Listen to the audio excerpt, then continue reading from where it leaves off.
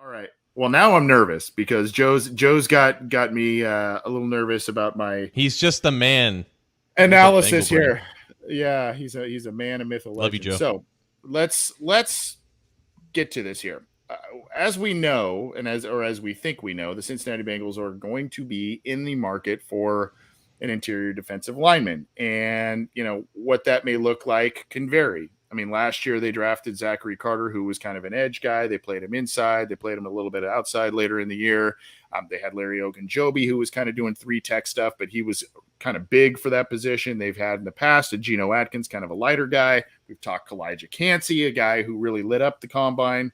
We'll talk about combine stars in just a couple minutes here, but and he's on the smaller, lighter side as well. True three technique. What might the Bengals do here? Are they going to kind of get that true only three technique? Are they going to get a versatile guy? Are they going to do something different? Just to, what are they going to do here? A lot of different options. The bottom line is, it seems, John, you and I have talked about how Trey Hendrickson and Sam Hubbard have had a high volume. Hell, go back and watch our interview last year with Sam Hubbard. And he talked last summer about, the high volume of snaps that he and Trey took last year towards the end of that year when Larry O went down. So, you've got Joseph Osai emerging on the edge now in year 3 for him. You've got BJ Hill locked down. You're trying to tinker with things with Zachary Carter, but what's a piece that they could add here potentially in free agency? Well, there's a number of different guys. There's Sheldon Rankins out there, who's kind of that true smaller three technique guy. There are some other big names out there. I kind of went with this guy who's maybe right in the wheelhouse for the Cincinnati Bengals when they go to outside free agency. Tier 2, tier 3 type of guy. Now, this guy at the position that I'm going to present to you here, he is on PFF's interior defensive line free agents list as their I think he's number 5 of interior defensive linemen that are out there. So a guy, he's not going to be a star name, but he's a guy that could come in and fill something for the Bengals here going forward, and that is going to be Zach Allen, a guy who has played the last handful of years for the Arizona Cardinals, and just kind of a tweener guy. He was an edge player at Boston College. He kind of transitioned. He was doing some edge stuff for the Cardinals. They moved him to the interior. They tried to bulk him up the past couple of years. You could see here he was about 6'4", 265, bulked up to about 280, 285. He's 25 right now, turns 26 in August. He's entering his 5th season. He was a pick atop the 3rd round, number 65. He went to Boston College. Now, there's a reason why he fell to the 3rd round. Some people thought he might have, been early in the process, might have gone earlier, and we'll talk about that in a little bit. Did not run a good 40 at all for a guy that was an edge defender or perceived to be an edge defender in that draft. So the Cardinals had a specific plan with him. He's a guy that ended up playing a little bit on the edge for him. J.J. Watt ended up taking him under his wing a little bit. J.J. obviously edge player, but he'd kick inside every once in a while too. So this is a guy that, he kind of took under his wing in that regard. You can see there 11.5 sacks in his career, but 5.5 last year, 21 tackles for loss, 10 last year. 43 quarterback hits in his career, 20 of those last year, 3 fumble recoveries. All of those were a couple of years ago. 35 quarterback pressures last year. That was a big jump for him last year. And you see the PFF stats, 70-plus pass rush rating, a 60-plus run defense rating, and a 72.7 overall rating. Now, we're going to look at some plays. I slowed these down a little bit. We may go back and watch. So you can see here, he's gonna kind of loop around and get in here on this play here. A lot of the plays, here he is right here in the middle, if you could see my cursor, and he's going to loop around. Now, a lot of the plays you're going to see from this guy are plays that sometimes they're on slower developing passes, or they're on plays where, he kind of hustles. It's kind of a hustle sack, really kind of a criticism that if you remember, when Trey Hendrickson was signed by the Bengals, they thought it was, kind of a cleanup sack, a coverage sack type of situation. So some of that you see, at least on some of these plays here. This is against Trey Lance. I slowed this one down for folks as well here. He's kind of up at the top here. There is another defender outside of him, but here he is over here coming off the edge. Nice recognition, and that's a sack on Trey Lance there. So good recognition on the RPO. You see here, he's off the edge up at the top of the screen here, fumbled by Russell Wilson, scoops that up and scores. So nice kind of Johnny on the spot play right there. And then I think this next one here is going to be a batted ball against Baker. So he kind of gets up there, shows a little bit of that prowess there against the Panthers. Nice play there. And then this one, a little harder to see. This is against Jalen Hurts here. You can see, Jalen, obviously great athlete, does a lot of stuff in the pocket, but you can see here, this is just a scramble, and he just doesn't give up on the play, shoots in there and makes the play at the end there. So, kind of a lot of these hustle plays. Now, this is where I want to kind of focus. This is, of course, from Kent Lee Platt. Talking about the RAS score. You look back at 2019 as a defensive end here, John, 5.17 overall RAS score. And a lot of that has to do with, look at that 40-yard dash, a 5 flat 40.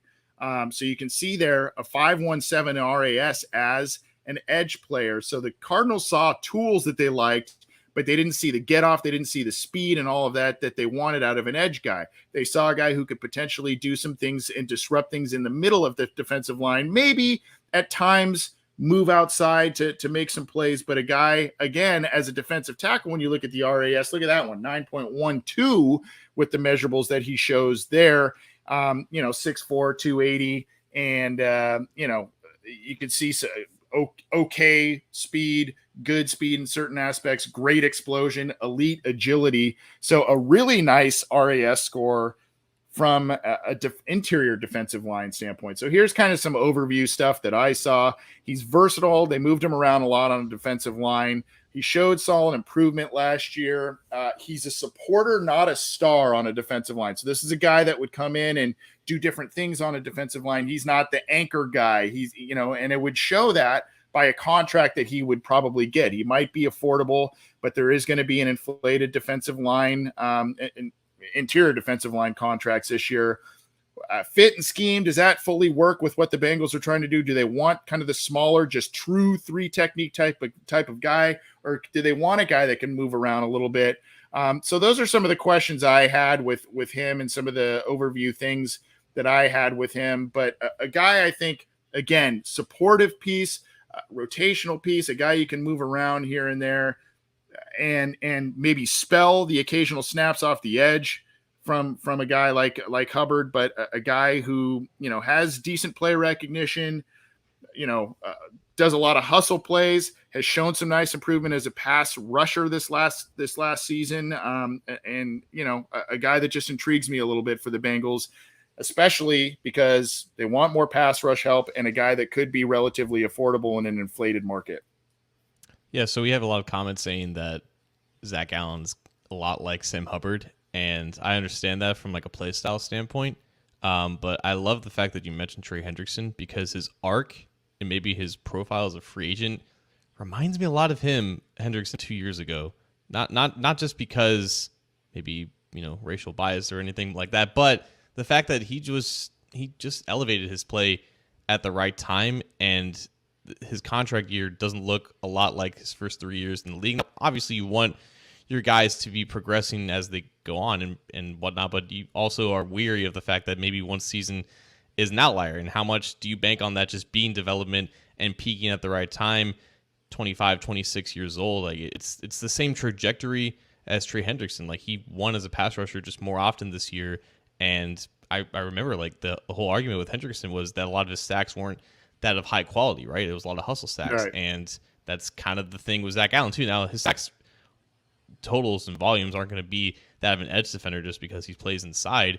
So that's, I guess, the difference when you're looking at it just from a broad standpoint. But I just see similarities in that sense, and that's why the Bengals got a lot of criticism with Hendrickson back in 2021 when they paid him $15 million per year, and that might be what Zach Allen ends up getting on the open market this year, just because that's just the way that things go, right? So the price is probably the biggest thing here. Like, I don't know how much the Bengals are going to shell out for a third defensive tackle to rotate in with BJ Hill and DJ Reader. They obviously need some type of long-term presence there because Hill's only under contract for 2 more years. Reader's a free agent after the season, but you're not asking Zach Allen to be a nose tackle anyways. No. So the price is definitely the biggest thing here. I think as a third defensive tackle, he'd be great.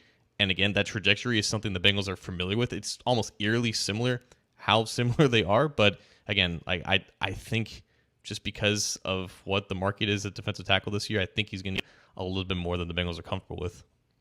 He might be, especially for a guy that is not going to supplant BJ Hill as a starter, is not going to supplant one of the edges as a starter. He would be a guy that would be a heavy rotational guy, like what they did with Larry Ogunjobi. Now, different size profile and all of that. Obviously, Larry O, I think, had probably 40 pounds on him.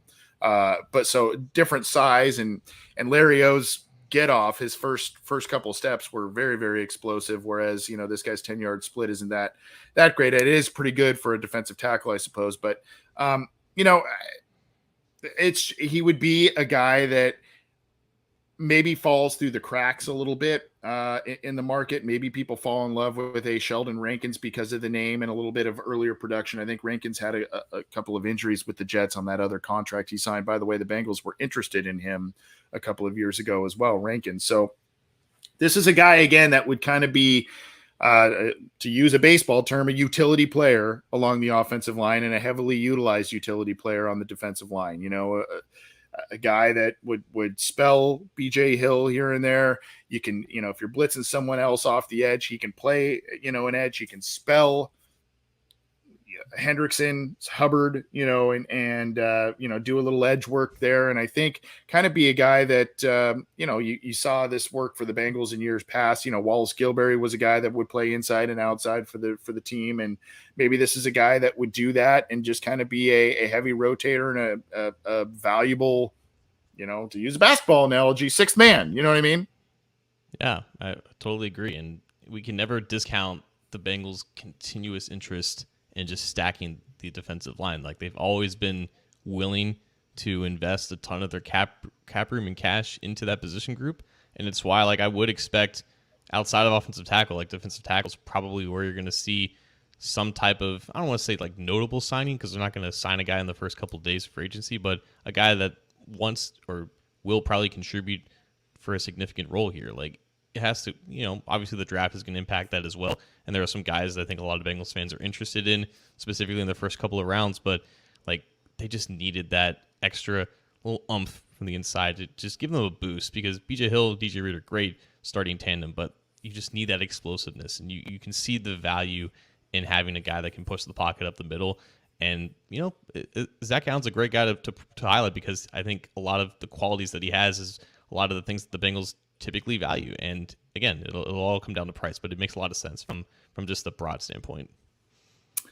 And, I'd have to look up the heights of the other quarterbacks in the division. But I don't think that any of them are the big 6'6", 6'7", towering monsters that we've seen from Big Ben and whatnot. So having a 6'4" guy potentially in the middle to get his hands up and take away a passing lane, that's always a valuable stat or a valuable asset as well for a defensive lineman too. So a guy that, again, I don't think he would, if he was to be signed, I don't think a lot of fans it would move the needle a ton for a lot of fans, but I think it would be a nice depth plus signing, a guy that would provide good depth and would provide a little extra juice on the defensive line from different spots. But again, it's what the Bengals want out of the next defensive lineman they want to sign, and how far they think they can continue to develop Zachary Carter, particularly in year 2, because he's a guy that's kind of doing the same thing a little bit in and out